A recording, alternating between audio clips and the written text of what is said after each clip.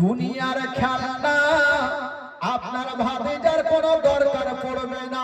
আপনার ভাতিজার খেলনা কোনো মেলাতে পাওয়া যাবে না।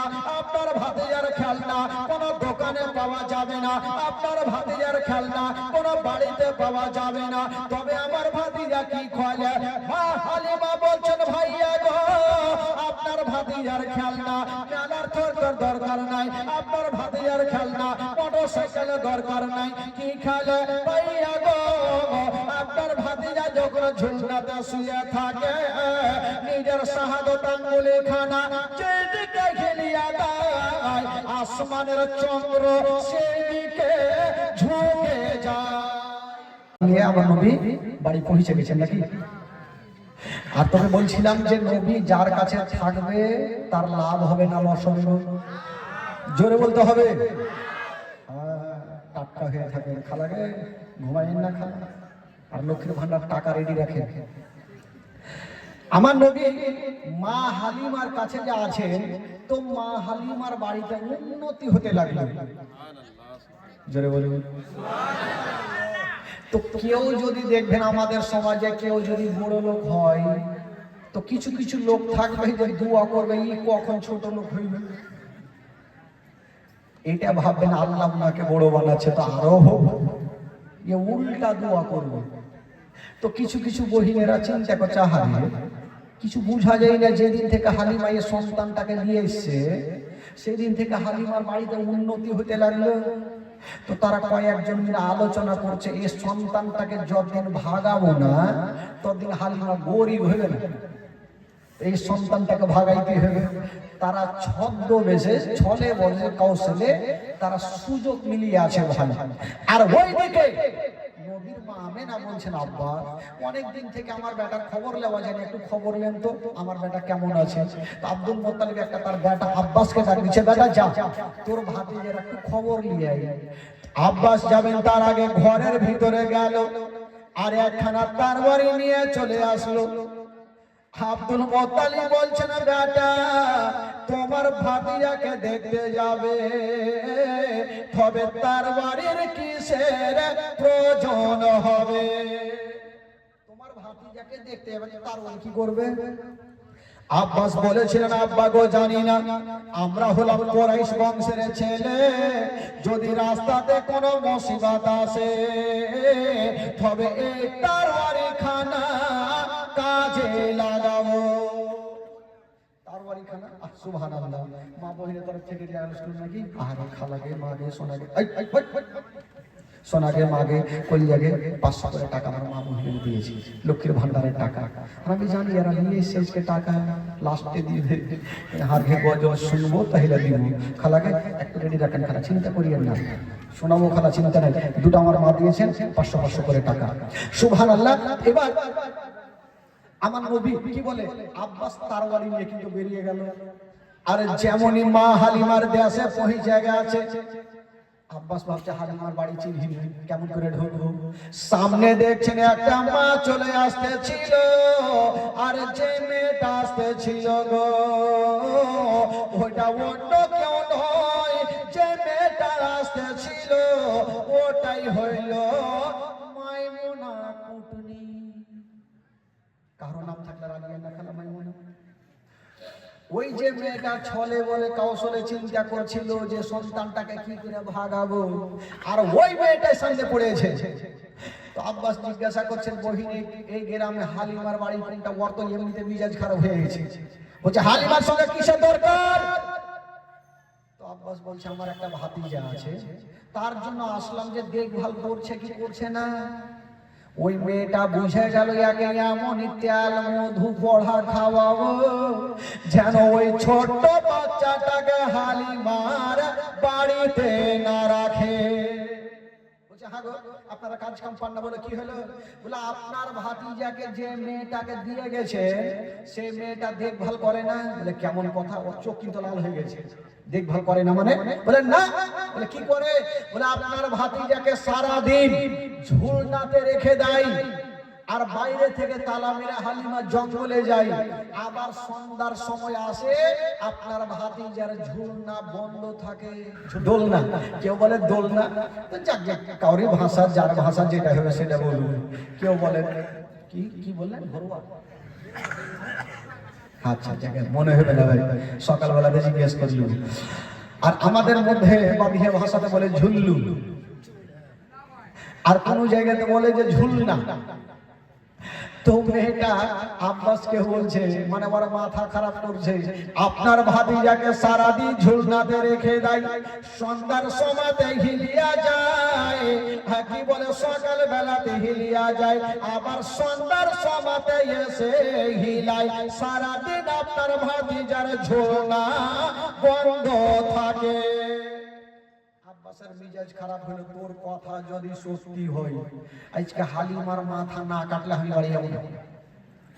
আব্বাস ভাবছে তোমার কথা শোনার আগে নিজের চোখে দেখবো কোনটা হালিমার বাড়ি। বললে ওইটা। সামনে গিয়ে দেখছেন বাড়ির পাশে, দেখছেন তালা মারা। ঠিকই তো কথা, তালা মারা। এবার জানলাটা খুলে দেখছেন, বাবা জানলাটা খুলে দেখছেন, মা একটা ঝুলনাতে আমার নবী আরাম করছে না, আর একটা ঝুলনাতে মা হালিমার বেটা মাসুদ শুয়ে আছে, আর দুই কাটা ঝুলনা বন্ধ আছে। আব্বাস গেটে বসলো, হালিমার মাথা না কাটলে আমি বাড়ি যাব না। মাথা না কাটলে যাবো না। আব্বাস সকাল থেকে বসে আছে, চোখ লাল করে খালি তার ওয়ারি পাঠাইছে, কখন মার্ডার করবো। কারণ আমার ভাতিজাকে দেখভাল করতে দিয়েছি, আর সারাদিন ময়দানে থাকে, ঝুলনা বন্ধ থাকে। সন্ধ্যা লাগবে চললো, সূর্যটা লাল হতে যাবে। যেমন সূর্যটা লাল হতে যাবে মা, ওইদিকে মা হালিমা দুলদুল করে বাড়ি ফিরে। আব্বাসকে দেখে একদম দাঁড়িয়ে গেছে, ভাইজান কি খবর, আপনি কখন আসলেন? আব্বাস বলছে, এই হালিমা আজকে ঠিকঠাক জবাব দাও, যদি ভুল হয়েছে তার বাড়ি কিন্তু চলে যাবে। তো মা হালিমা বলল, কি হয়েছে আগে বলে। বলে, আচ্ছা তোমাকে আমার ভাতিজাকে কিসের জন্য দিয়েছে? বলে, দুগ্ধপান করাতে, আদর করতে। বলে, আমার ভাতিজাকে তুমি দুগ্ধপান করাচ্ছ? বলে, হ্যাঁ করাচ্ছি। আচ্ছা তুমি সারাদিন ঝুলনাতে রেখে দাও, আর বাইরে থেকে তালা মাইরা তুমি জঙ্গলে যাও, তো সারাদিন আমার ভাতিজার ঝুলনা কেটা হিলায়। মা হালিমা একটা কথা বলেছিলেন, কি জানেন? মা হালিমা বলছেন, ভাইয়া গো তবে একটা কথা শুনালেন, আমি সকাল বেলাতে আপনার ভাতিজার ঝুলনা হিলিয়া যায়, আর সন্ধ্যার সময় এসে দেখি আপনার ভাতিজার ঝুলনা হিলতে থাকে। জোরে বলুন। আব্বাস ভাবলে এখনই মার্ডার করে দেবো নাকি। ওই একটু আগে দেখলে ঝুলনা বন্ধ, আর ই কহিছে হিলতে থাকে। হালিমা তালা খুলে দেখো কোনঠে ঝুলনা হিলছে, তালা খুলে। যদি ঝুলনা হিলে তোমার জান বাঁচলো, না হলে কেউ বাঁচাতে পারবে না। মা হালিমা চাবিটা নিয়েছে, বাবা তালাতে ভরেছেন, আর মা হালিমা চিন্তা করছেন, আল্লাহ আল্লাহ আজকে যদি ঝুলনা না হিলে তবে আমার জীবন বাজবে না। আল্লাহ তুমি প্রত্যেকদিন হিলিয়া দাও, আজকে ঝুলনা খানা হিলিয়া দাও।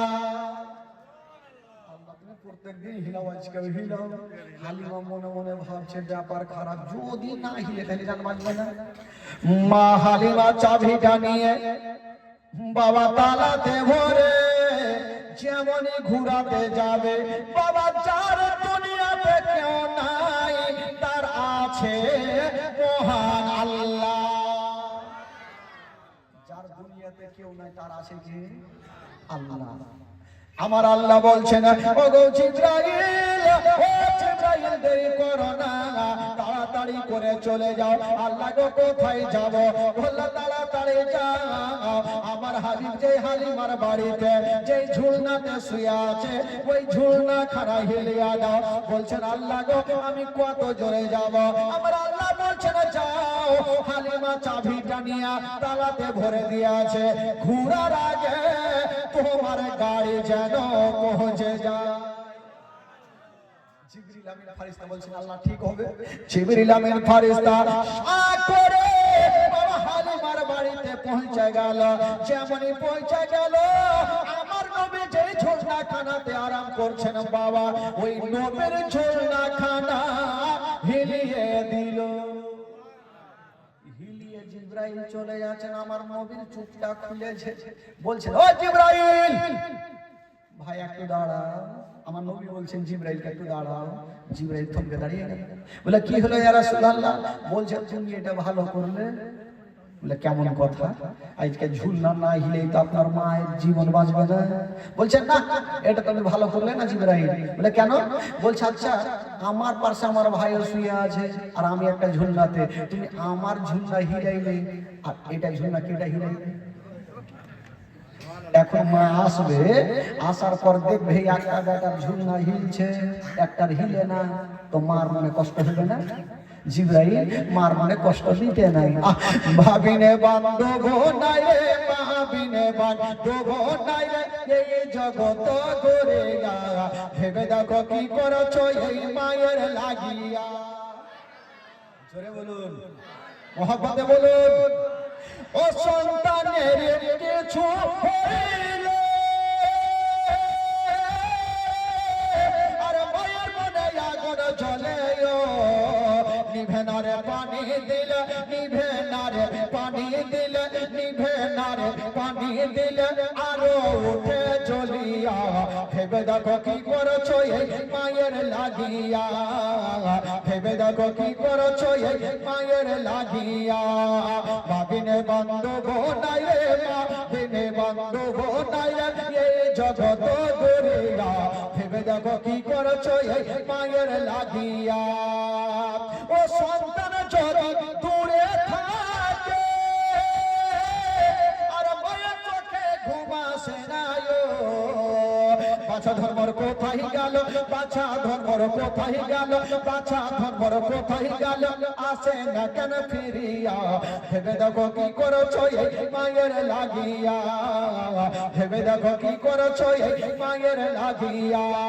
ভাবিনে বান্ধব নাই রে, ভাবিনে বান্ধব নাই রে, এই জগৎ জুড়িয়া। ভেবে দেখো কি করছো এই মায়ের লাগিয়া। জোরে বলো মোহাম্মদ বলুন। আমার নবী বলছেন জিবরাইল আমার ঝুলনা হিলাইলে এটা হিলাইতে কি হইছে? জিবরাইল বলছেন হাবিব আল্লাহর হুকুমে শুধু আপনার ঝুলনা হিলার অর্ডার আছে, ওইটা অর্ডার নাই। আমার নবী একটা কথা বললেন, বলছেন জিবরাইল আল্লাহ হুকুম দিয়েছে আমার ঝুলনা হিলাতে, আর আমি হুকুম দিয়েছি আমার ভাইয়ের ঝুলনা খানা হিলিয়া দাও। জিবরাইল ভাবছে ব্যাপার খারাপ, এখন যদি এই ঝুলনা না হিলে তাহলে তো নবী নারাজ হবে, আর নবী যদি নারাজ হয় আল্লাহ নারাজ হবে, আর আল্লাহ যদি নারাজ হয় জান্নাত পাওয়া যাবে না, হিলাইতেই হবে। বাবা গো দুইখানা ঝুলনা হিলিয়ে চলে গেলেন। জিবরাইল যেমন চলে গেছে দুইখানা ঝুলনাকে তো সাই সাই করে হিলছে, ওইদিকে হালিমা তালাতে চাবিটা করে ঘুরিয়ে দিয়েছে, পাল্লাটা সরায়া হালিমা মনে মনে ভাবছে আজকে জীবন বাঁচবে কি বাঁচবে না, 1 টাকা 100 টাকা ও টেনশনে পড়ে আছে, ঝুলনা যদি না হিলে তাহলে আমার বাঁচবো না। আর আব্বাস কিন্তু তারওয়ারি খানা নিয়ে সুযোগ নিয়ে আছে, যদি দেখি ঝুলনা হিলে না কেউ বাঁচাতে পারবে না। তো মা হালিমা পর্দাটা সরার আগে জিজ্ঞেস করছেন, ওগো ভাইয়া আগে আপনি ঘরে চলেন। বলে কেন? বলে এখন আমি যাব আর যদি ঝুলনা হিলে তো আপনি ভাববেন হালিমা আগে গিয়ে হিলিয়ে দিয়েছে। আব্বাস বলছে আমার যাওয়ার দরকার নাই, আগেই দেখে নিয়েছি ঝুলনা বন্ধ, তুমি চলো। মা হালিমা যেমনই বাবা আব্বাসকে নিয়ে ঘরে গিয়েছেন বন্ধুরা, হাইরে আব্বাস তুই নয়নে দেখছেন বাবা সকাল বেলাতে দেখেছিল দুইখানা ঝুলনা বাবা গো দরওয়াজা বন্ধ। এখন সন্ধ্যার সময় দেখছেন বাবা ওই বন্ধ ঝুলনা খানা হাওয়ার গতিতে ঝুলতেছে। আব্বাস টেনশনে পড়ে গেল। আব্বাস বলছেন হালিমা একটু আগে দেখলাম সকাল থেকে দরওয়াজা বন্ধ, কেউ যায়নি, আমি নিজের চোখে দেখলাম ঝুলনাথ বন্ধ ছিল, এখন হিলাইলে কেটা? হালিমা বলছেন ভাইয়া গো সেটা আমি জানি না, তবে এটা আমি জানি আমি প্রত্যেকদিন সকাল বেলাতে হিলিয়া যাই আর সন্ধ্যার সময় এসে দেখি আমার বেটার ঝুলনা হিলতে থাকে। আব্বাস দেখে নিলেন আমার নবী খুব ভালো আছে, ও তো চলে যাচ্ছে। আর ওইদিকে মাইমুনা কুটুনি এরা বড় বড় চুপ করে দেখছে, হয়তো সন্তানটাকে নিয়ে চলে যাবে।